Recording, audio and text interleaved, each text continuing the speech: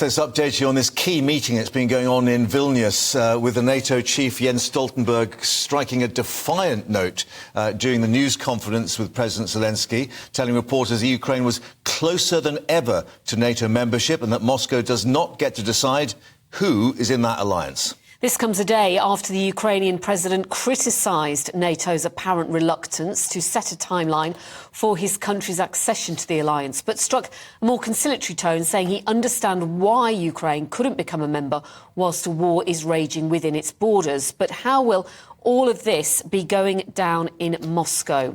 Let's get the thoughts of former intelligence analyst for the former Soviet states, Euan Grant, can join us. Euan, thank you for your time once more. Indeed, I think I can probably answer our own question. Apparently, Medvedev, some suggest he's Putin's useful idiot, has basically said World War III is approaching. Yeah. So that's his assessment of what's happened in Vilnius. He is the puppet of Putin. He puts out the ridiculous stuff for the Russian domestic audience. As remember, they famously said he was Robin to Putin's Batman, and it wasn't a compliment. Yeah, however, it does indicate perhaps a line of thought in the Kremlin on this. Well, again, they have to defend their flank, particularly because of the chaos and uncertainty over Prigozhin and Wagner. Wagner will carry on more or less as normal in Africa, of course. But there is more than that. And, of course, if you ramp the rhetoric up, in order not to seem ridiculous, you have to do something eventually, don't you? Well, that was, of course, the invasion. He did this in 2021. He couldn't get away with a bluff again, could he? Yeah. And what do we make now of where we are with the position of Ukraine within NATO, that even though it's not actually joining, it's called an Israel-style security guarantee.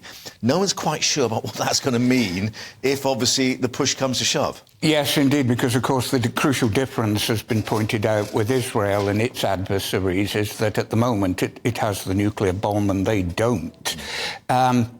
It's frankly not much different from what the Ukrainians will privately have expected. The hints were obvious.